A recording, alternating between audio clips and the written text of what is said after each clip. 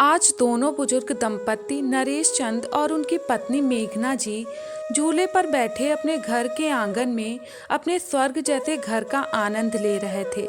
तभी नरेश चंद जी की आंखों के सामने 5 वर्ष पहले का एक दृश्य घूम गया, जब उन्होंने अपने बेटे से कहा था, बेटा कहाँ थे, हफ्ता भर हो गया तुमसे बात हुए।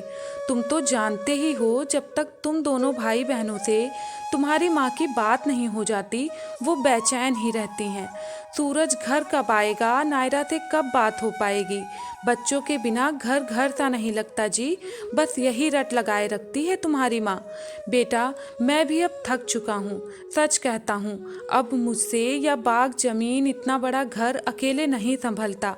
पिछले वर्ष तो तुम कह रहे थे कि बस कुछ ही दिनों की बात है, तुम अपना ट्रांसफ़र यहीं भारत में ले लोगे, पर तुम तो अब विदेश के ही होकर रह गए हो। अब नायरा भी अपने पति के साथ विदेश में ही बसना चाह रही है। क्या बूढ़े माँ बाप के प्रति तुम्हारा या तुम्हारी बहन का कोई कर्तव्य नहीं? क्या तुम्हारा फर्ज नहीं बनता कि अपने माँ बाप को बुढ़ापे में सहारा दें? जरा इस बात पर भी तो ध्यान दो कि तुम्हारी माँ की तबीयत जरा सी देर में ही खराब हो जाती है। दिल की मरीज जो है, कौन उसे डॉक्टर को दिखाए, कौन साथ लेकर जाए, या तो अब तुम्हें सोचना पड़ेगा। इस पर सूरज ने कहा, पापा आप माँ को समझाओ तो। माँ कोई छोटी बच्ची तो है नहीं कि दिन भर उनसे ही बातें करते रहें। मैं तो नौकरी छोड़कर भारत जल्दी नहीं आ पाऊँगा, और नायरा भी अब कनाडा जा रही है। मुझे अपने बच्चों को ग्रीन कार्ड दिलवाना है, इसलिए उनका यहाँ पर जन्म होना बहुत ज़रूरी है, जिससे कि उन्हें यहाँ की नागरिकता मिल जाए।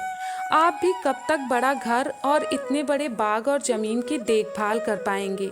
इससे तो अच्छा है सब कुछ बेचकर अपने और माँ के हिसाब से एक छोटा सा घर ले लो।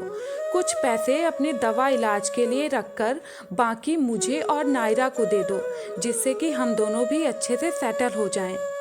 यह बात सुनकर नरेश चंद जी को बड़ा धक्का लगा, लेकिन कहा कुछ नहीं, बस सोच विचार करने लगे। उन्हें अचानक वो मंदिर वाला अनाथ बच्चा याद आया, जिसने कुछ दिन पहले उनकी पत्नी मेघना को चक्कर आने के बाद डॉक्टर के यहाँ दिखाया, घर पहुँचाया और लगातार 18 दिन तक हालचाल लेता रहा। उसने यह सब किसी लालच में आकर नहीं, बस मानवता के नाते किया था। तो क्या हमारा कुछ फर्ज नहीं बनता कि हम भी मानवता के नाते समाज के लिए कुछ करें? यदि ईश्वर ने हमें इतना समर्थ बनाया है तो कुछ तो कारण होगा ही। दोनों बच्चे तो पैरों पर खड़े हो चुके हैं, अपना अच्छा बुरा जानते हैं और अपना गुजारा भी अच्छे से कर पा रहे हैं। ऐसा सोचते सोचते देर रात तक उनके मन में मंथन चलता रहा, और कब उन्हें नींद आ गई पता ही नहीं चला। अगली सुबह जब उनकी पत्नी मेघना जी ने उन्हें उठाया तो उन्होंने मेघना जी से कहा, मैं तुमसे कुछ सलाह मशवरा करना चाहता हूँ, जरा यहाँ बैठो तो। उन्होंने सारी बात अपनी पत्नी को समझाई। कहा कि इस बार जब बच्चे दीपावली पर घर आएंगे तो हमें हमारा निर्णय सुनाना है। मेघना जी ने भी थोड़ा झिझकते हुए अपनी सहमति दे दी, पर नरेश चंद जी से एक सवाल पूछा कि क्या हम फिर अपने बच्चों को कुछ नहीं दे पाएंगे? इस पर नरेश चंद जी ने कहा, तुम इस बात की फिक्र मत करो, दोनों को देने के बाद भी हमारे पास काफ़ी कुछ है, जिससे हम समाज के लिए, मानवता के लिए बहुत कुछ कर सकते हैं। फिर जल्द ही कुछ दिनों में उन्होंने अपने बाग का एक बड़ा सा हिस्सा बेचकर अपना घर स्वर्ग नाम से एक घर बनाया, जहां कोई भी अनाथ बच्चा, कोई भी वृद्ध बुजुर्ग रहने आ सकता था, जिसका इस दुनिया में सब कुछ अपना होते हुए भी सहारा देने वाला कोई ना हो। यह घर अन्य अनाथालय या वृद्धा आश्रम जैसा नहीं था, ये तो था अपना घर, जहां अनाथ बच्चों को अपने बड़ों के आशीर्वाद की छाया मिली और बुजुर्गों के लिए अपनी आंखों के सामने पलते बड़े होते बच्चों की फुलवारी। जहां अनाथ बच्चों को बड़ों का मार्गदर्शन, उनका अनुभव मिला, वहीं बुजुर्गों को इन बच्चों का सहारा, इनका साथ मिला।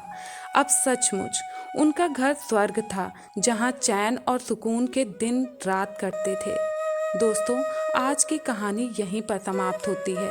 अगर आप लोगों को यह कहानी पसंद आई हो तो प्लीज़ वीडियो को लाइक और चैनल को सब्सक्राइब जरूर करिएगा। धन्यवाद।